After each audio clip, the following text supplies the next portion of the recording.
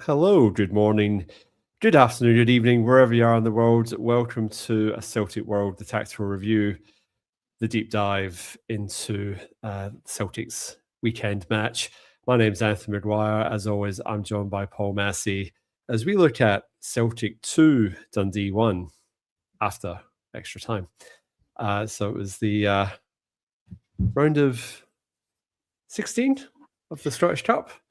We've navigated the tie, not with a certain amount of drama and tension amongst a empty Celtic Park, boycotts abound, new players in the door.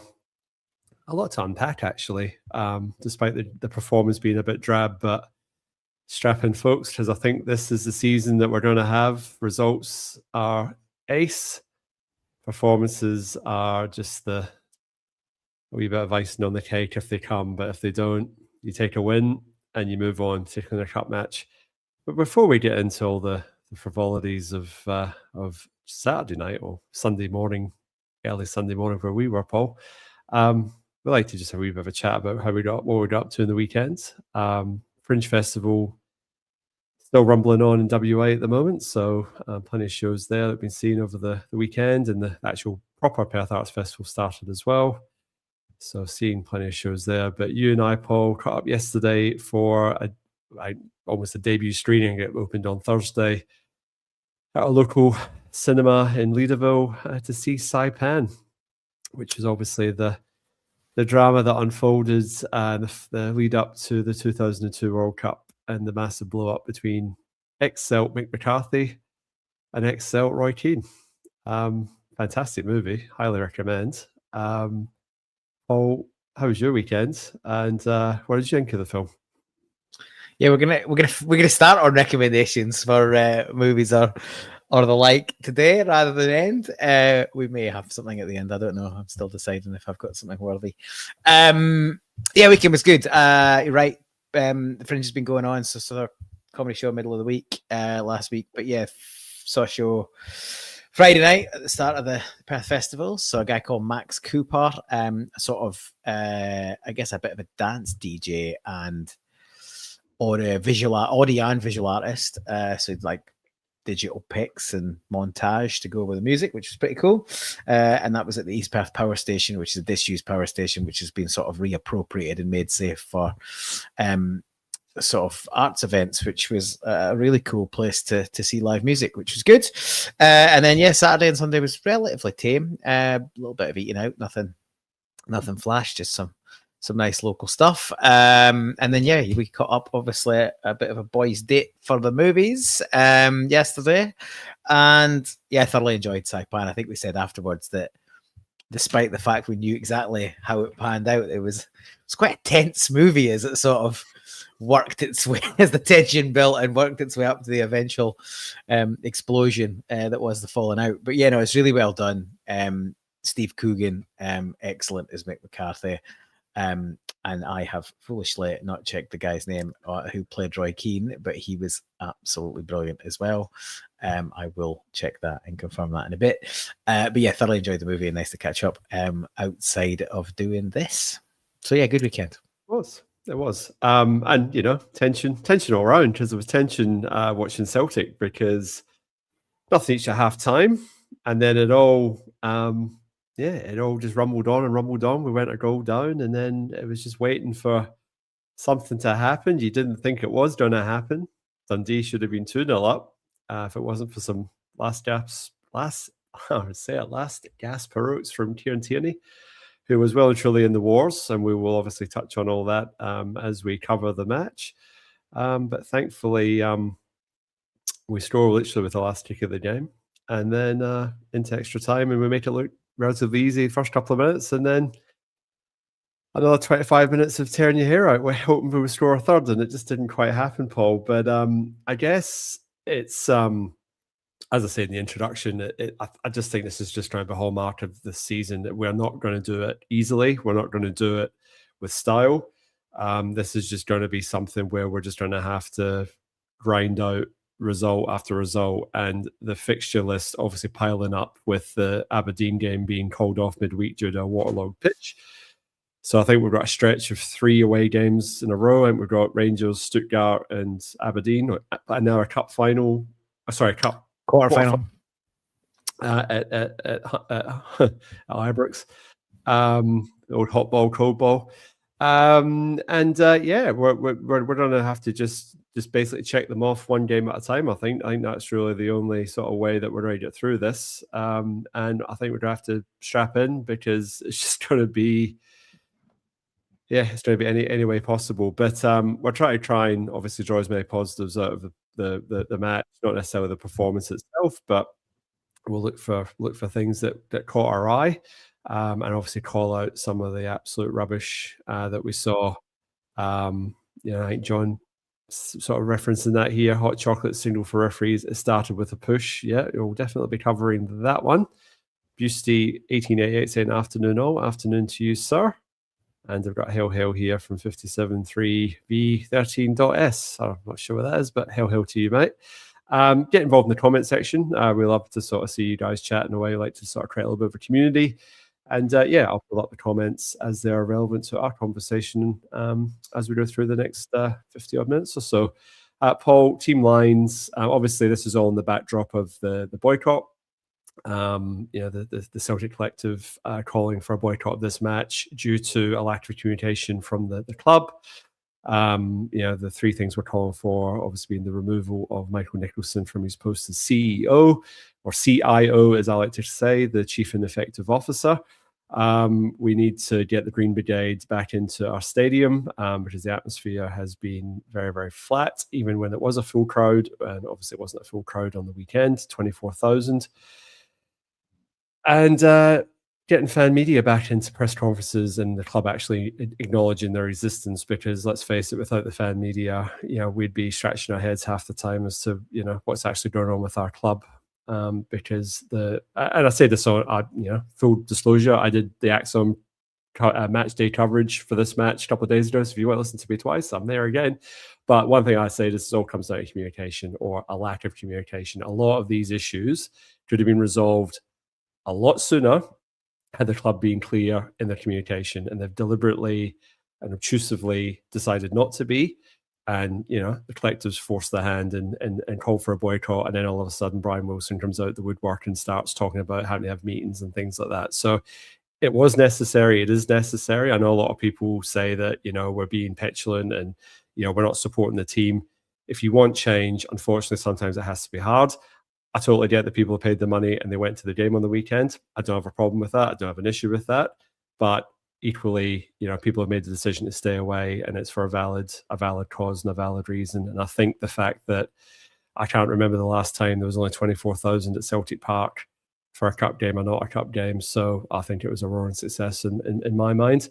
And we're here saying afternoon all. Paul, I'll let you sort of have your bit to say about the boycott, and then just let me know, and then I'll bring up the team lines, and then we can have a chat about our new debutants that featured in the match. Yeah, you're spot on about the boycott. And look, I think I said on Thursday night's show with Gav, he asked for my match prediction, and I cheekily said under 35,000, which I thought would be a pretty damning message to send. So for it to be under 25,000, and for the call to have come late. So I would imagine some of the 24,000 that attended grudgingly went along because they'd bought their ticket and the money had been taken. However, if we'd been in a position where the boycott had been called before people had paid for tickets, I think that number would have been even lower. So I've already heard the spin saying, we've had low ticket numbers for cup games in the past. A lot of nonsense. I think I read somewhere that the last evening, Saturday evening cup kickoff was against Bucky Thistle a few years ago. 40,000 in for that against the Highland League team. So to say that 24,000 is kind of the norm for this type of match is an absolute nonsense. I think there's a silent majority that voted with their feet here, because if you look online, there's a lot of negativity about the boycott. A lot of people saying it's damaging the team, it's damaging the club, it's going against the players. Look, would it have been great for a full house? Of course it would have been. Would the team have been a bit better? Debatable.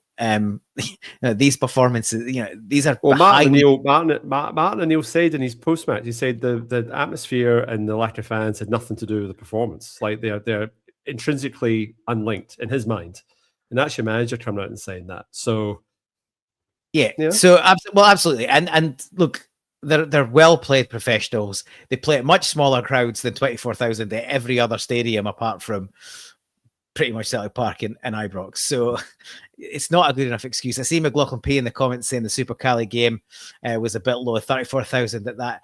It might well have been, but I was at that game, and that was a midweek game, but it was also a replayed fixture or a rearranged fixture because I was down there on the Saturday, because that's the game that also got rearranged because a bit of the stadium had blown off in a storm. So, and it hadn't blown quite off. It was dangling by the roof. So you actually had a full house on the Saturday for a game that was called off once we were in the seats.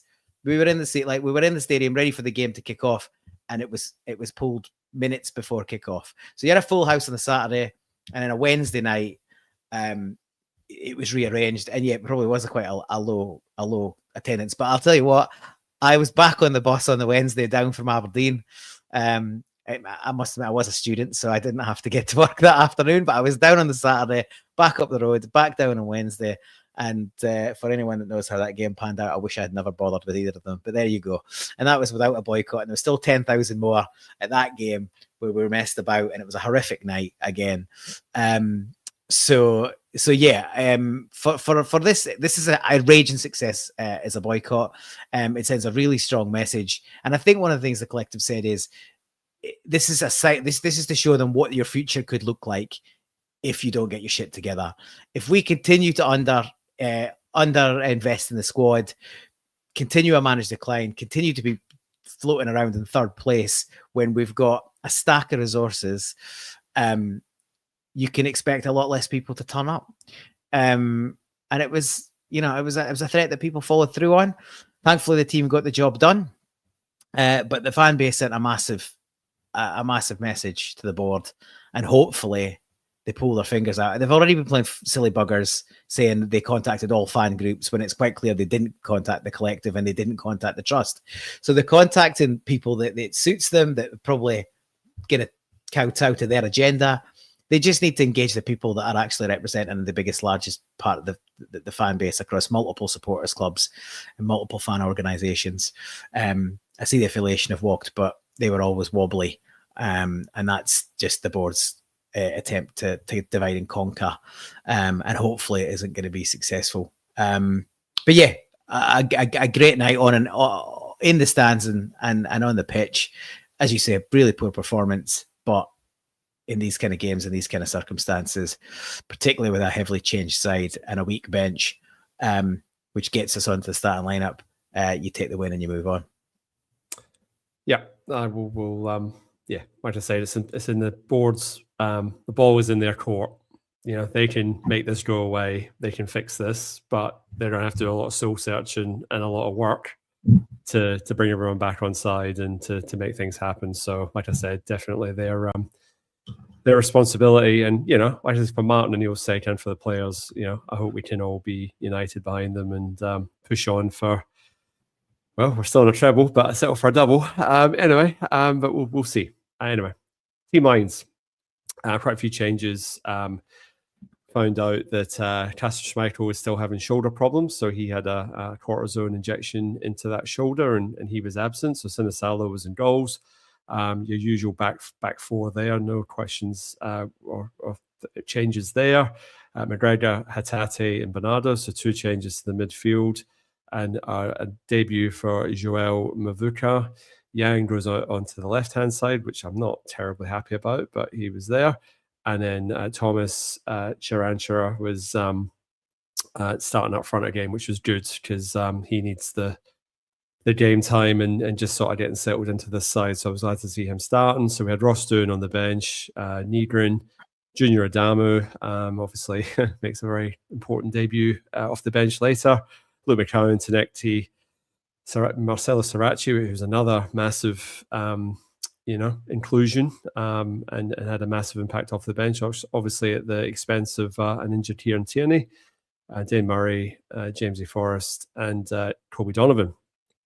So, Paul, anything sort of catch your eye there? Obviously, no Engels in the side altogether. No Hatate no Maeda in the side altogether. Obviously, assuming that they're just being rested because they've obviously played a lot of minutes, which is fair. Obviously, Cal McGregor doesn't get that luxury. And then obviously no space for Balakwisha, which I said in jest on coverage on Saturday. And some people thought I was being serious, and some people realized I was taking the piss. So yeah, what were you making of this? And I know you watched this on a wee bit of a delay, live in the sense that you didn't know the result. But when you saw the team lines, what were you thinking? Yeah, well, yeah, I wasn't aware of the ejection for Schmeichel. I thought it was just the cup sort of rotation for Sinisalo, which is fine. Yeah, look, knew there would be some rotation. On the one hand, Maeda and Engels need the rest, as you say. It could, that decision could potentially be criticised heavily if we don't get through the tie, to have that sort of firepower and quality coming off the bench, because the bench was definitely a little bit thin. Obviously, was keen to see what Mvuka might sort of provide. Chavanchara, we need games and minutes into him, so absolutely, I kind of agree with you. I wasn't delighted to see Yang out on the left, but I guess he was rewarded with keeping his place while starting to get minutes into one of the newbies. And it's a good opportunity for Hatate and Bernardo, given their limited game time in recent weeks. But yeah, one of the standouts for me was to see Sirachi back on the bench, because he's been a massive miss. Obviously, KT's done a great job to come through the sort of fixture sort of congestion, with just a bit of rotation from Scales moving out to that position for coverage. But the quality that Sirachi brings as a player to the whole side, never mind just the left back position, has been a really big miss and is a really good add. So yeah, it was great. It was delighted to see him there, and hoped it wasn't just to fill up the numbers and that we might see a bit of him. And I think we probably got to see more of him than he or Martin O'Neill expected, because he came on late in the game and then had to play the whole of extra time as well. So yeah, that was the big one for me. And yeah, it was just good to see Adamo on the bench as well. And as we expected, we thought we'd get to see some of him, and we got a bit more of him than we probably expected, or could even have hoped for. Yeah, I mean, I think as obviously we've alluded to the performance being poor. I mean, nothing each at half time. I really felt that we didn't really create an out-and-out chance in either half, really, in normal play, obviously. But I judge a Celtic performance on chances created. I mean, you're not going to score every chance that you make. Rarely does that happen where you make 3 good chances and you score 3 goals. Usually you'll make 3 or 4, you'll score 1 or 2, and hopefully you keep a clean sheet at the other end and you win the match. But we've not been creating lots and lots of chances this season. I think Martin O'Neill, in his first wee spell, there was a wee uplift and we were sort of creating more half chances. We were just creating more, what's the word? Just more disruption in the box, like just pumping the ball in there and just not hoping for something to happen, but just putting their defenders under pressure and hoping that like it coughs up a chance, or just creating a bit of chaos in that sense. I haven't really felt that so much this time around. Obviously, we're trying to drub out all the rubbish that Wilfred Nancy's put into the players and just trying to find any way to score. We've got a new centre forward who's still trying to find his feet. The one positive I would say, particularly in the first half, is I really liked his link-up play. I thought there was 2 or 3 occasions where he lost his marker. He's come in a little bit deep, and his first touch to flick on to oncoming runners was excellent. And I just felt a bit more of that. We could maybe have just beaten Dundee's defence and gotten in behind and caused problems, but we just didn't quite do that enough, coupled with our inability to really deliver a good cross into the box. I think the first 10-15 minutes, maybe a couple of crosses made it in, and Dundee obviously at that point sort of condensed in and just kept clearing the lines. But after that, we kind of abandoned that plan, and we didn't really go out wide and try and get a cut back in or a cross in. We then persisted with trying to cut inside all the time. So Yang was cutting in on the left. Mavuka, first couple of times tried to beat players, then realized he was going to get double teamed every time, and quickly realized that either I haven't got the ability to try and beat two players at once, or I'll just take the easy option and either pass it inside or just try and cut inside and try and get a shot away. And I just kind of felt like it all just sort of disintegrated from that point from an attacking sense. And then the other thing to couple in with that is that you had Hatate trying to play the 1% ball, that ball where you're trying to dink it over the top. And there was one, it's just such a hard, especially when there's like 6 or 7 Dundee defenders in the 18-yard box. Like you could be messy trying to play that pass, and it probably still wouldn't come off 9 times out of 10. So yeah, I just kind of feel we're just all over the place. And if we just persisted with trying to get wide and really try to get the ball cut back, I think I'd like to have seen what Big Tam could have done with that, but we haven't really given him much service. And I know I saw comments on the weekend, people saying that you could have Sutton and Larson up front and they still wouldn't score many goals with that type of service. Like he's just, you've got to give the guy like the ball in good areas. And we just did not do that enough in the first half. There's a lot of huff and puff. Bernardo Hatate, Bernardo gets dragged at half time. A lot of running, but not a lot of output. And there were times where Dundee did press high and we struggled at the back to get out. Sinisalo, for me, is terrible with the ball at his feet. He slows the play down so badly. It's not that he can't play the ball out. It's just the fact that he seems to trap it under his foot and he almost needs another touch to sort of get the ball out and then pass it. And then he's putting his centre-halves and defenders under pressure, and then that invited more pressure. And there were so many little things all over the place that were just not right. And then I suppose when you multiply that across the whole team, I feel that that's what leads to a bad performance. And then the other thing to couple on top of all that is our counter press was non-existent. It was literally not until we went a goal down that we remembered that we were actually better on the front foot trying to win the ball back. So I've talked a lot, Paul. You pick up any point of that you like and take us through. I mean, I've got some still images from the first half, but I've just gone through them. And to be perfectly honest, there's not really much to talk about. If you happen to hit on a moment, I'm happy to bring it up. Obviously, there was the free kick that, question mark penalty, but we might save that for a bit later on and just talk about the performance more in general. Yeah, like it was the first half. It was just we huffed and puffed, but we never really got any intensity. We never really got any pace into the game.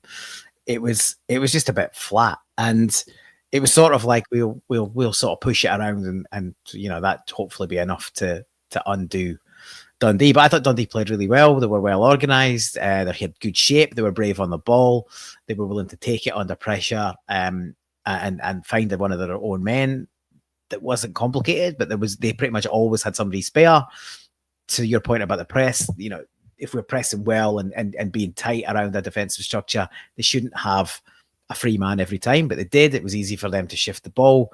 They probably had the better of the chances in the first half. There was probably the one that sticks out is the cross that comes in and Sinisalo flaps and then it breaks and then it's flicked back in and there's a little head flick and you could argue the toss, is it going in or is it going to hit the post? But it's pretty close and Araujo gets his head on it and just a tiny little flick and takes it past the post. I don't know you, but I was pretty relieved about that. I think that could have just as easily have nestled in the back of the net without his involvement. Probably a good time to say that this is it. So it's returned back into the box. The guy gets a little flick on it, and Araujo must appear from behind that other Dundee player in there, and he just gets himself across and there's a little flick and takes it past the post for a corner.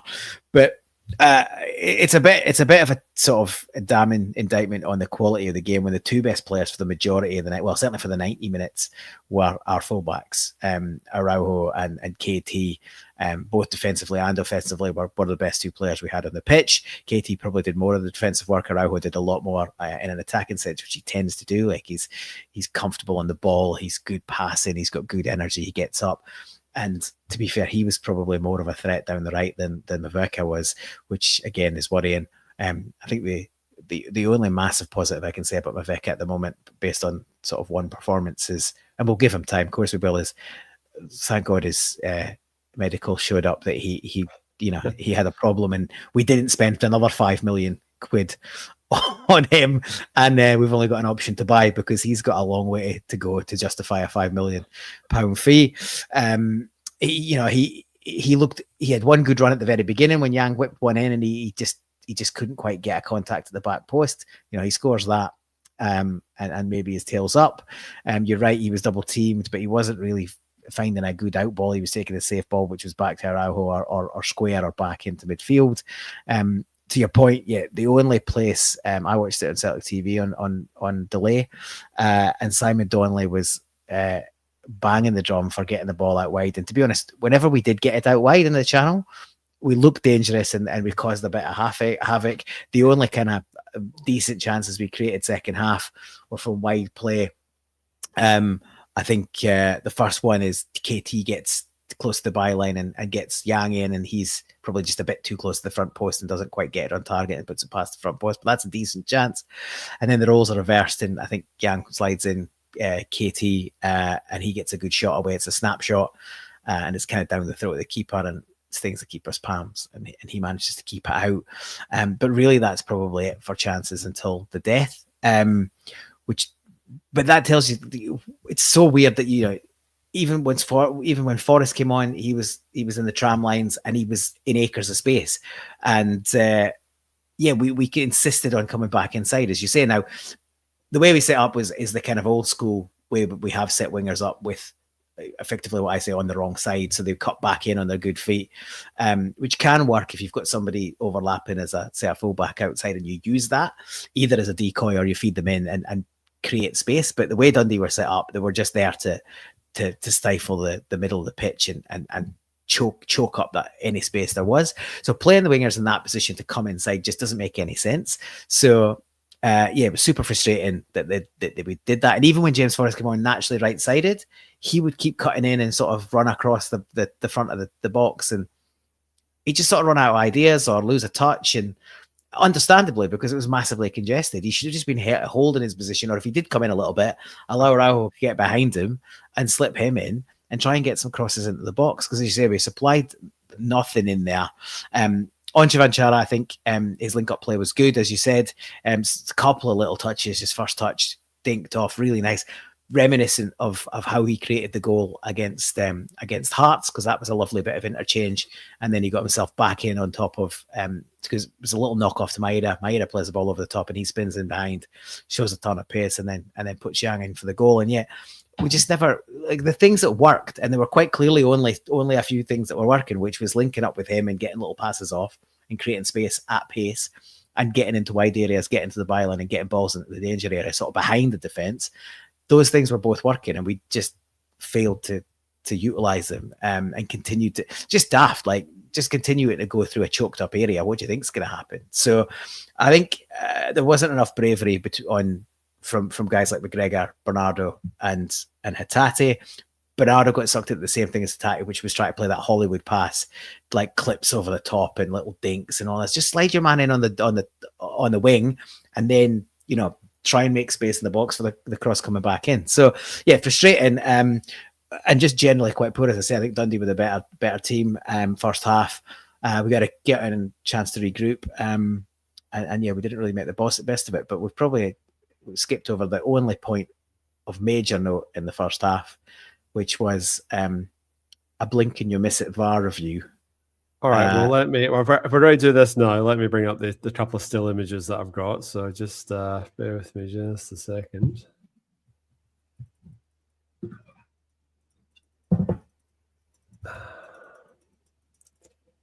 All right. two. Okay, bear with me. Right. So I've got two still images here, Paul, and I know still images aren't great when we're discussing these things, but obviously with the limitations of podcasting technology. So we've got here, this is the initial contact. So I was on Axom, so at halftime I had to try and sort of figure out why this wasn't a penalty, because at this point, I had Mikey Stewart saying that should be a penalty, but obviously it wasn't given. And VAR technically did review it, but like you say, Paul, it was the world's quickest VAR review, especially in Scotland. Because normally anything like this takes about 5 minutes, and literally 10 seconds is like, no review. Review complete. It's a free kick, not a penalty, right?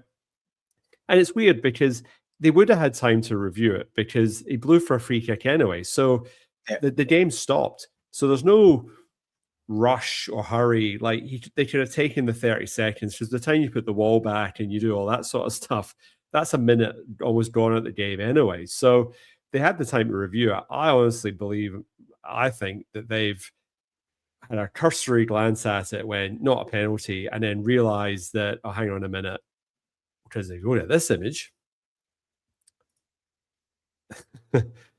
Clearly, Chavanchara's or Charanchara, however you want to say his surname. I'm in two modes at the moment how I'm pronouncing his surname. Big Tam. You can clearly see his foot's on the line there, and he's in the box. Now, that's where the actual push actually causes him to fall over. So you're sort of saying, well, I know the argument is that the contact starts outside the box, and because it's a push, that's the point of contact. So therefore, it's a free kick because it's not holding, it's a push. And that's how I quickly Googled the laws of the game, and that's what I went online with and say, well, that's the only explanation that I can come up with. I don't necessarily agree with it. I say, but that was my thinking. And the fact that I've not had a chance to really look at this because I didn't have these images, obviously, at halftime, because it all happened very quickly, sort of thing. So I said that, and everyone's going, no, you need to see these images. Like, it's clearly a penalty. So as the halftime was going on, Premier Sports put the still image up, pretty much this one here, up on the screen, and I had it muted. I went, oh, that's definitely a penalty. But then they've read out the explanation that I had initially, was that the contact happened outside the box, so therefore it could only be a free kick. So debate that to whatever way you want. And Michael Stewart even came back on, in fairness, after the halftime and said, well, the push, the hand might be on the back when he's outside the box, but the actual push occurs inside the box. That's when he actually makes contact and he falls over. So therefore, it's a penalty.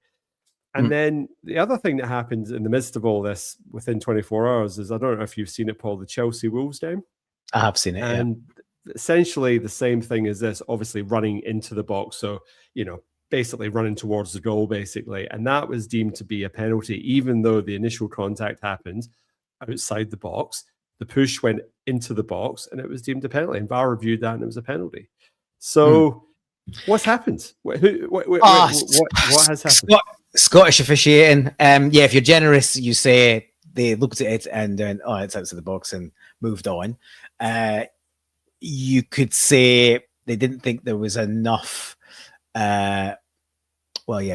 Mahesh here is right and wrong. That's if there's a grappling situation and a push. That's not necessarily the case. But the way I look at this is, if you take it back, can you take it back to the first still? Yep, can do. So the first still. So as far as I'm concerned here, this is not conclusive that his hands have even touched his back yet. They are out, and that's about as much as you can tell. You need an angle coming in completely side on to know if those hands have even hit his back yet. Even if they are lightly touching his back, that's not a foul, right? Like, it's a contact sport. You can rest your hand on someone's back. You can have your hands on a player and it not be a foul. That's allowed, right? Like, you can be a little bit of push and shove, and it's so here he's either gently touching him, which is not a foul, or he isn't quite touching him yet, which is definitely not a foul. So I think they've used this still to get themselves out of jail from a bad call. If you move it on to the second still, and bear in mind, there are a couple of frames in between these two. Yes. A few frames in between these two. By this point, the push has definitely started. It's more than started. It's part way through by this point. However, Now both feet are in the box because on the line is in. So his left foot's in the box. His right foot is obscured, but it's definitely in the box. The frame in between this is probably when the push starts. And at the very least, his right foot is on the line. On the line's in the box. For me, it's an absolute stonewall penalty by the letter of the law. I think they've absolutely made a pig's ear of this, and that's been generous. If you are in any way cynical or not so generous, you might say it was in their interest not to bother. But yeah, I think it should have been, certainly the 8 seconds that you took to review it is ludicrous. As you say, plenty of time, and regularly they stop for 2-3 minutes at a time, fucking about, excuse my language, when it's blatantly obvious to everyone on one view what has happened. This warranted more of a view because it is tight in terms of where it happens. I don't think it's under any debate that it's a foul. It's just a case, does it fall inside the box or outside the box? And my completely impartial view is he was inside the box when the foul happened, and I mean I include the start of the push.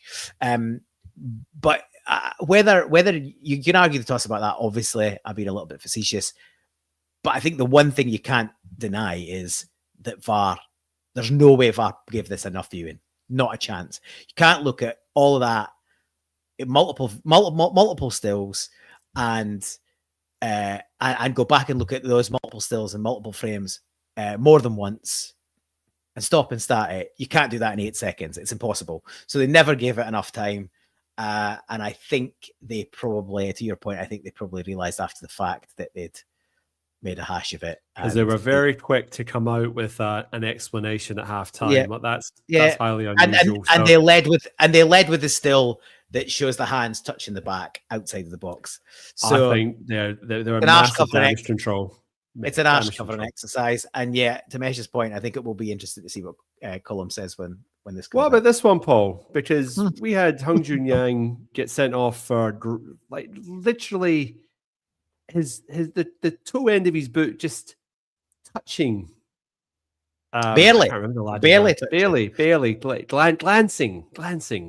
Who is it? The blonde laddie that plays for Hearts. Oh, what's his name? He went over like a sack of ties. Oh, what's his name? Can't remember. I'll come to it. Anyway, the fullback? Was it the fullback? It was the fullback, yeah. Anyway, come to me. This laddie, Kieran Tierney in the wars. Simon Murray absolutely clatters him about 10 minutes before this. I thought he actually got caught this on the jaw, but he's obviously caught it on the bridge on the underside of his nose here. He looked quite black-eyed after the match. Had to come off with this one, Paul. VAR just again at this point, like they put the controller away. They've just had a bit of again. Who knows, right? So I get let's look at two things. We'll say it with two things, right? I don't necessarily like going on precedent that's happened previously if I think that precedent is wrong, and I've absolutely disagreed with the Yang sending off.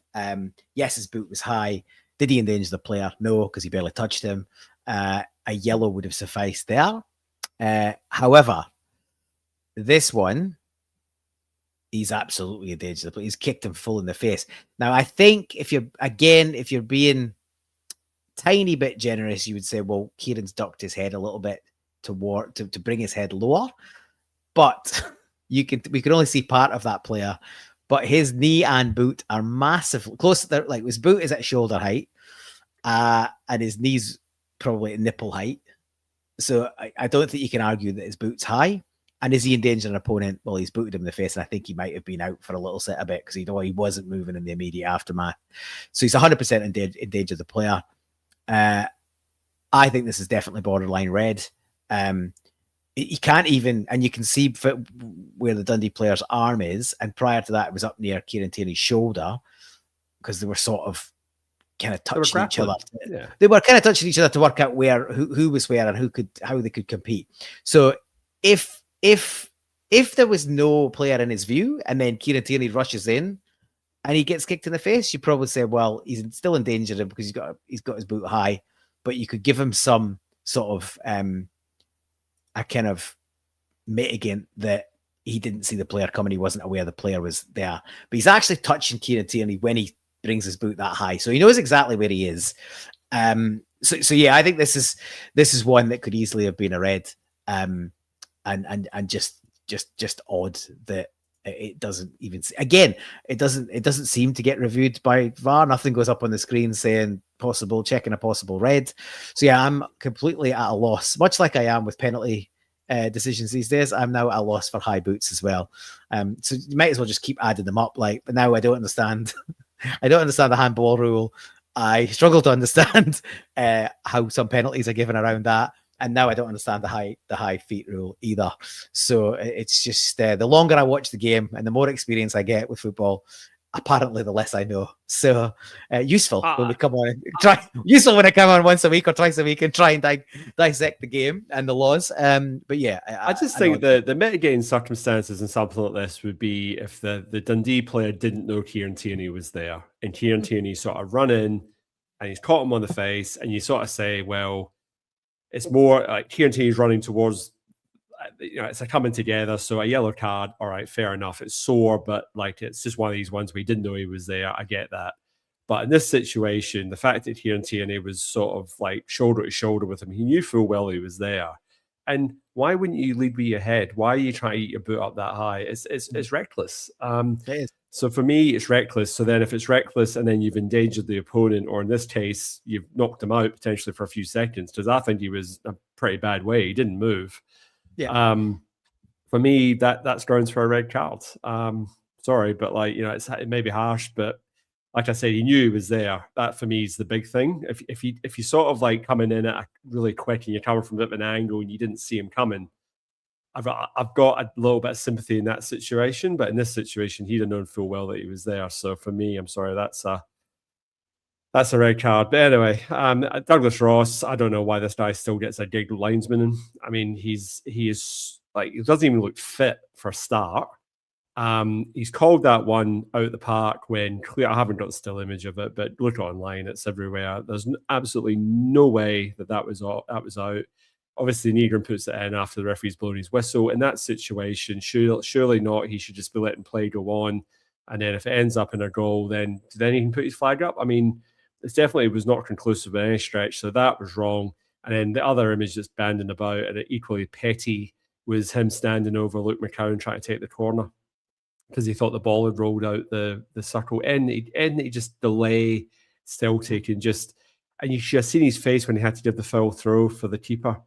That was only after he took way too long to give. Like it was immediately. I was like, well, that's obviously a foul throw, and he waited a second, 2 seconds, and then he grudgingly sort of waves his flag. Yeah, he's ridiculous, absolutely ridiculous. When he first put his flag up, I was like, what is this for? I was like, oh well, it's an outswinger, so maybe.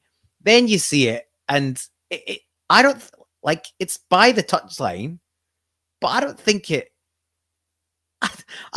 ever bends away. I think it's an outswinger, but it starts from where that's the furthest it ever gets close to the line, and it comes away from there. Yes, it bends away out, but it doesn't go out and come back in. And at the very least, even if there was a slight of a bend on it, it's no way it's the whole ball. To the point on McCowan in the corner, the reason why they now go and check that is because they only have to have a sliver on the top view crossing the white line for it to be considered as in. So there's no way a full width of a football and enough of a gap that ball swung beyond the touchline. Absolute nonsense.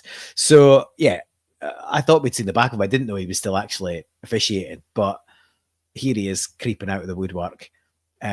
Tory and a Hun. Could you get much worse?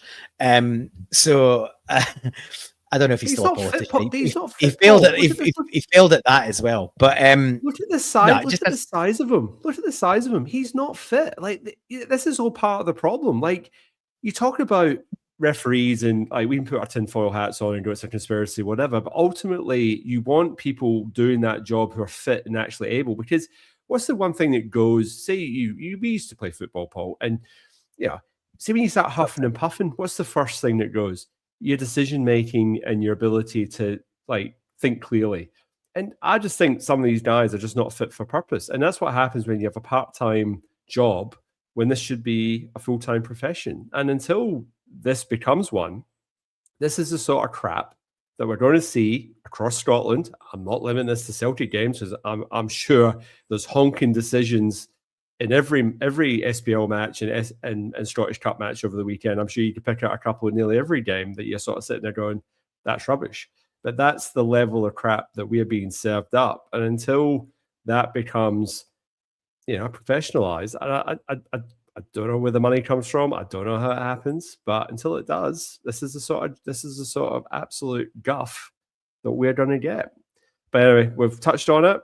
We won the match, and whether we won or lost, like, it's important to point out these terrible decisions. The only other thing I'd say, the referee, I can't remember his name now. He is a younger lad, but he's not really covering himself in glory, because he refereed the Falkirk game earlier in the season, and I thought he had a mare that day as well. But Sebastian Tenecti is getting absolutely. When he comes on, the fullback's all over him, like pulling his shirt, and it goes on for about 10 meters, no free kick, and then Tenecti turns around and just shoves the defender, and it's like, you nip that stuff on the bud by picking up the foul in the first place, but that was happening a lot, and it was just getting let go, and it's like, but the rest of performance in general was really poor. And then not to mention the time wasting. There was a lot of time wasting. There was a lot of time wasting as soon as they scored. Goalkeeper should have been booked. They might have taken a amount of time every time it came near him. But also just the referee, like they fouled with impunity for most of the day. Conversely, anytime they got even breathed on, they collapsed. They got a free kick for that stuff. We tended to get that waved away. Just a poor performance from the whole officiating team. VAR a joke, referee poor, linesman terrible. Just absolutely horseshit, to be fair. And I'm glad that we came through it in the face of all of that. But we're nearly at the end of the show, and we haven't touched on any of the goals.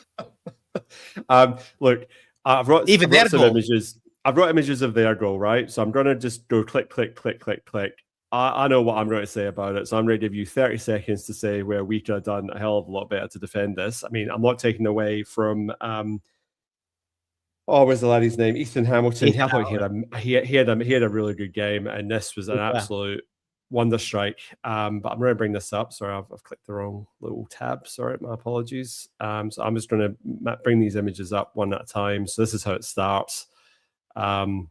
So nice, a little bit build up here, and then gets in between two of our players. So Stales, clearly shape all wrong there. Yang's doing really well to actually track back his wing back days. He's working a lot harder coming back the way, which is good. He manages to sort of get the tackle on here, but for me here, Cal McGregor caught flat-footed. Stales has sort of got himself back into position by this point. Cal McGregor done like a dinner. So that just leaves Stales. And then Stales is, I think, as we discussed this off air yesterday, Paul, but you're sort of feeling that Stales is going out towards the runner rather than covering the inside space where the actual danger is. Yeah. Sure 100%. Enough, cuts inside, gets the shot away, and it's fizzing away from Sinisala. Keepers got no chance. There's no keeper in Scotland or in the UK that's saving that. So great strike, but for me, Stales and McGregor not covering themselves in a lot of glory there, being honest. Yeah, pretty much summed it up. I think, it's a great hit. It's an absolute great hit, but Yang's done a brilliant job. So they've transitioned quickly while we're attacking, and they've got to jump on us. Yang, look, you can see Kieran Tierney at the bottom of the shot. He's obviously high up the pitch. He's tearing to get back. But Yang does a great job, and he gets the tackle in. And at the minute, Ethan Hamilton isn't in the shot. So I think he could feel a bit aggrieved that his captain hasn't been Johnny on the spot here to pick up the loose ball. I think McGregor gets caught ball watching a little bit, and Hamilton makes up the ground, and obviously gets there first. At this point, he squares up McGregor, and McGregor gets done too easily. It's just a little shift. He drops the shoulder, and he gets done really too simply. And at this point, you can see outside of Scales that there is a player moving into that channel, and Tierney is, a bit behind him. And is he going to get back? Maybe, maybe not. But if you think that by the time the ball slipped into that channel, he is very wide, right? He's going to be either Oh, he's right past the 18-yard box. He's either at the apex of the 18-yard box or even further wide than that. Now, if the ball goes there and that player gets a shot, say first time from the apex of the penalty box or wider and beats Sinisalo from there, you've got to say, well, it's an absolute brilliant strike. Fair enough. So that you can let that risk go. You've got a player on the ball and driving towards your goal. That's the danger.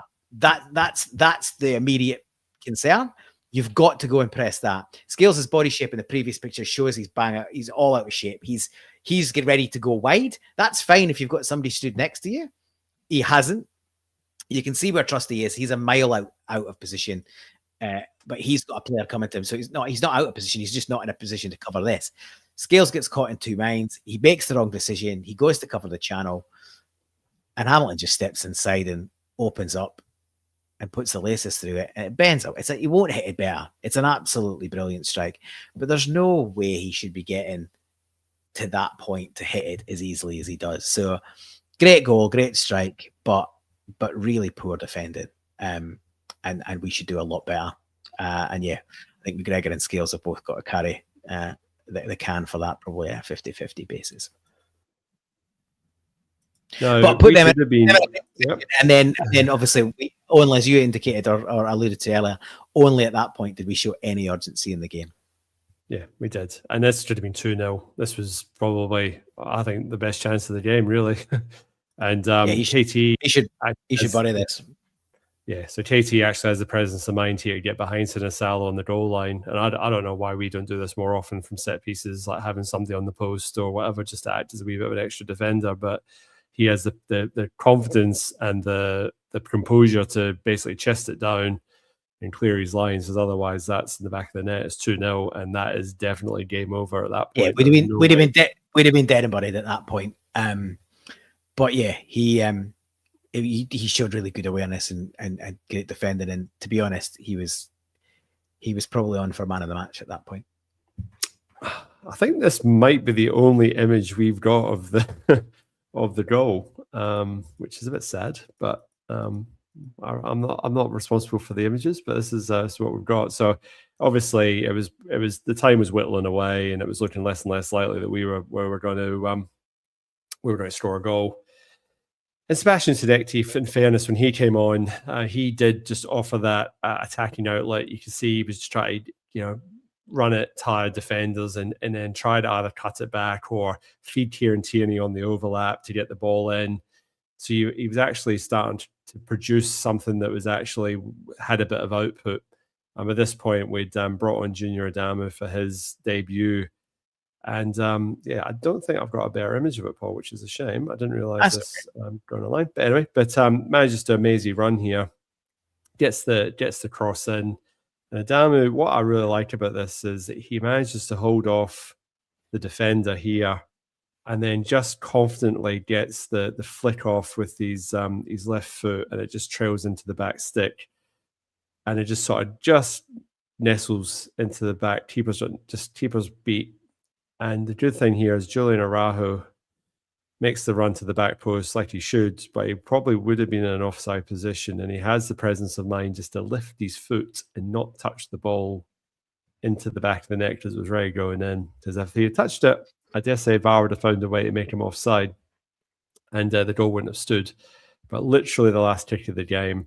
And I just want to say just quickly, it was 96 minutes, but there was only meant to be 5 played. But the first minute was chewed up with Kieran Tierney being on the deck, coming off. So any Huns listening, it's perfectly legitimate. Gave us the lifeline and took us into extra time. So at this point, I'm absolutely spent because it was, I don't know, 3 o'clock in the morning by this point. Half past 2 in the morning by this point. Oh no, 3:30. Half past 3. Between 3 and 3:30. Yeah, in the morning. So I was just like, oh, extra time, great. But then I'm sort of thinking, we haven't actually won the game yet. That was just to get us back in. Like, I'm thinking we've got to score another goal. Like, we can't let this go to penalties. Like, I couldn't take it. And then also the danger of having to do live coverage after a penalty shootout would just have been too much. So I'm just like, hope we really just start the extra time like we sort of finished. And I have to say, we did just that. Tenecti, I don't know where this run came from, but he had them twisted inside and out. He cuts inside and drills it, and somehow beats keeper. Was it keeper's near post? I still keeper's near post. Yeah, I mean it's to sliver to get the ball in that sort of that sort of area. Just quite incredible to be able to sort of manage that. I thought their keeper had a very good game, but I mean, to beat him at that close angle with that sort of, there's not a lot of gap there to get the ball between him and the post to get that in the back of the net. I think it's just the power he hits it at, and obviously it's low down, and he hasn't got the ability or time to sort of get down. He's really hoping to get a foot on it, and he can't make it. Both really work goals. Tenecti does great for the first. He'd come on and he sort of cut in a couple of times, and he had a really good shot that sort of bent just past the post, try to bit reminiscent of the goal in the last round against something like Talbot. But then, he did start getting to the byline and smash things across on his weaker foot, the left. Damo does brilliant, as you say. I think he actually starts in an offside position before the cross comes in, and he does well to get himself back on side, to outmuscle the defender, and the presence of mind for a little deft flicks. It's a really, really good goal for a player who's obviously, struggled at his previous club and hasn't played a lot of football. It's exactly what he'll need, is a real shot in the arm, and that'll do his confidence the world of good. And obviously, I think that's a first assist for the season, believe it or not, for Sebastian Tenecti. So again, a great confidence builder for him. Scored 3 goals and then 1 assist, and then he goes and scores, 2 minutes into the extra time, second period. Good interchange. I think Sirachi feeds McCowan, or maybe feeds Tenecti, and then Tenecti interchanges with McCowan. It's a lovely weighted ball from Luke McCowan. I thought McCowan played well in extra time, but I think when he came out from between coming on in the second end of the 90 minutes, I didn't think he was great. I think his decision making was poor, and his performance wasn't that good. But I think he kind of reset for extra time, and he lays this one perfectly weighted, and Tenecti does the rest. I think just a shift and the power is what beats the keeper. And obviously his tail was up, and he looks like a confidence player. So hopefully that gives him a bit of a boost, and he can kick on from here. And then McCowan continued to have a good game in extra time. He's the one that breaks and got the presence of mind to get his head up and put Nygren in. And Nygren should score, right? Like a guy he's having a cracking season, 15 goals and 7 or 8 assists already, and he's bearing down on goal. I honestly think he's a type of player who I think is, if you give him too much time to think, a bit like Maeda, you give him too much time to think, and he might well make the wrong decision. But he can hit this anywhere, and he's a good finisher, right? He can smash this high past the keeper on either side, and he just tries to be cute and sort of slide it into the far corner, and he just chokes it, and he doesn't get enough of an angle on it, and the keeper stands up well and makes a good save. But I think we all thought, just get us a third so that this stress of penalties. I was hoping for. I was just like, just make this last 20 minutes comfortable. No, wasn't to be. And there was obviously a few last minute scrambles, a couple of free kicks into the box late, and then obviously the referee deciding to play an extra minute just for shits and giggles. But I must admit, McCowan actually pinched the ball with about 2 minutes to go and just sort of took the pressure off a bit. Did really well there. And I also thought McGregor he really sort of mastered himself that last 15, 20 minutes. He actually dug in and put in a captain's performance in the end. I didn't think he had a great game throughout, but I think there were certain players that stood up in extra time just to make sure we got across the line and made sure it didn't go to penalties, because, like I said, I don't think my wee heart could have taken it, to be honest. My big heart could have taken it, to be honest. Paul, we'll come back with our man of the match in a second. Just have a quick word from our sponsors. We'll come back to the man of the match, and then we'll do some recommendations. So just 2 secs. Every life is full of stories, and we all know someone whose story should be preserved. That's what an audio memoir is, a record of you or your loved one's life stories, family anecdotes, and poignant memories. We will talk online and then edit the recordings into episodes, accompanied by family photos and contemporaneous images of the past, creating an enduring audio-visual experience. We all know someone who deserves an audio memoir. Mention a Celtic World for a 10% discount. Paul, man of the match. Yeah, so as I alluded to earlier, I think the two main candidates until very late in the game were the fullbacks. I thought Julian Araujo was great going forward and really pretty much the only bright spark in the first half. And I thought KT was excellent throughout the 90 minutes until he had to go off injured after getting a hefty boot in the face. But him putting his head in there just sort of sums up what you can expect from KT in terms of his bravery. And as you pointed out, he was crucial to stopping us going 2 behind. But I do not think you can look past the performance, even from the bench, of someone who produces an assist for a last-second equaliser and then goes on to score the winner 2 minutes later on the other side of extra time, or the start of extra time. So Sebastian Tinekti is my man of the match.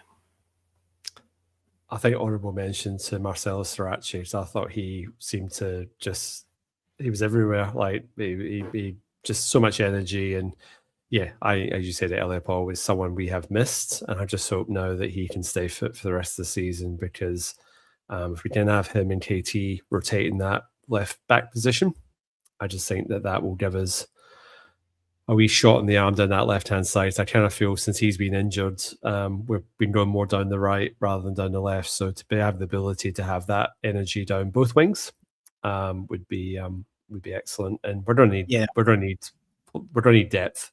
You know, the fixture list we've got coming up, and we haven't even mentioned him yet, Paul. But the Ox, you know, hopefully he can get himself fit, and I wouldn't be surprised if we maybe see a few minutes from him against Livingston, home tie, hopefully on Wednesday night.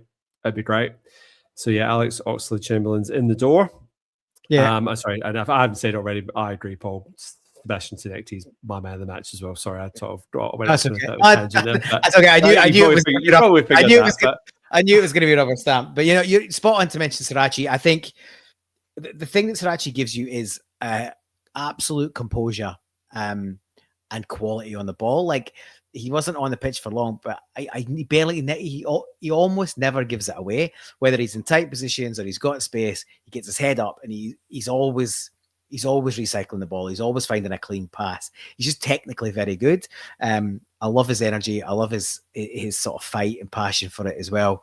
But his delivery will be massive. I think you got Javan Chara, who I think if you get supply into that box will score goals. He's already sort of shown with the header last week that's possible. And he's not even on a roll yet. Adamu looks like somebody that if you get sort of balls into an area, he's also going to thrive in that.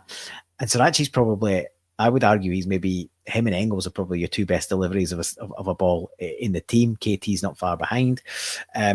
So yeah, getting him as a rotation is going to be great. I agree. I think hopefully Oxlade-Chamberlain can get up to match sharpness. It's great he's been training at Arsenal for the last 3 months, because I would be very surprised if their training isn't pretty high intensity, given that they're leading the Premier League and pushing for a title. So he certainly looks in good order. I agree with you. The sooner we get minutes into him, the better. And look, I wouldn't be surprised in a few weeks if him and Engels and McGregor are a first pick midfield. When he was first picked up, I sort of assumed that he would be more of an Aaron Moy type player who would play 20, 30 minutes here and there and maybe start the odd game just to rotate other players out. But at 32 years old, if he can get his match fitness and avoid injury, he's going to just raise the bar to another level in terms of the quality added to that squad. And hopefully, albeit that they're only short-term deals and loans with options, hopefully these reinforcements together with players like Srirachi coming back from injury are enough to get this squad moving. We have, you're right, we've got a really tough run of away fixtures, but that's still 2 or 3 weeks away. So we've got time for these players to bed. There's a lot of games to come. There's lots of opportunity to get minutes into these players. And hopefully that gets us to a point where by the time those really tough games are coming, we're in much better shape. Wouldn't be surprised, Paul, if he deploys 2 up front. You know, he plays Chavanchara and Adamu and reverts to using KT or Srirachi and Araujo as your sort of wing back, and still play with 3 in the middle. I think that's possible, because if we don't start getting a song out of our wingers, I think he might go down that avenue because you can only afford to play two wingers if they're producing assists and giving you chances to score goals. But if you've got two wingers who aren't taking players on and aren't getting the balls in the box, what's the point of playing a winger? Like, it just becomes the whole thing just becomes pointless. So I think there is a possibility that could be deployed as either a plan B if we're a goal down or whatever, or just to maybe upset certain teams when we come up against them as a wee bit of a surprise factor, because where Neil Lennon got it from, he just pinched it from Martin O'Neill. But anyway, that's like I said, speculation, and we'll see what happens. Paul, have you got any other recommendation? Obviously, we've both gone very hard on Saipan at the start of the show. Like I said, if you haven't seen it, support Irish cinema and go see it, because it's an excellent movie. But anything else up your cuff? Yeah, just a couple of things. So I usually put my album of the week as a recommendation. I'm going to quickly mention The Clearing by Wolf Alice. Came out in August last year, but I was a bit late to the party. My wife's a massive Wolf Alice fan, so I've been getting into them. But I want to mention that not just them, but a few other bands that have recently announced tours in Australia. So I appreciate not everyone is based in Australia, but we both are. So if you are in Australia, Wolf Alice have just announced their shows at the end of December this year. Pre-sale started, general sales the next few days. One of my favorite bands, Public Service Broadcasting, are coming in May. Unfortunately, they're not making it to the West Coast, which is a bit rude. However, I have got flights and tickets booked, and I will be in Melbourne in May to see Public Service Broadcasting. So if you're here, absolutely go and check out that. And for anyone who is a Belle and Sebastian fan, they are coming back to Australia in September to celebrate the 30th anniversary of the brilliant album If You're Feeling Sinister, which they'll be playing in its entirety together with a best of set beyond that. So the pre-sale for that starts on Friday. Some amazing shows coming up later in the year in Australia, together with a stacked gig list for the first half of the year, which I'm lucky enough to have bagged tickets for quite a few things I want to see. So really lucky to have such amazing acts coming down to Australia. Public Service Broadcasting, I will say one last time, is they less than a year ago put out a Patreon post that said they wouldn't be traveling to Australia to tour because the way they tour and the show that they try and put together, they couldn't probably make it financially viable to bring that show down to Australia. So I don't know what's happened in the interim, but really good. I'd sort of given up that they would come to Australia, and I thought I'd have to try and catch them in Europe on a return visit. So if you are a Public Service Broadcasting fan in Australia, get tickets. If you're not already a Public Service Broadcasting fan, take this as your own public service broadcast. Check them out. They're absolutely brilliant. I mentioned A Night at the Seven Kingdoms, I think last week or week before, and I was ready to start watching it. I finally caught up with it, and it is brilliant. It is such an antidote to the last couple of seasons of Game of Thrones. So if you've dismissed the whole Thrones thing because of that, this is just a breath of fresh air. It doesn't take itself anywhere near as seriously as House of the Dragon, because I feel like that's just quite over the top at times. So this is definitely more in line with really good TV, and really little half-hour episodes. So there's 4 episodes out at the moment.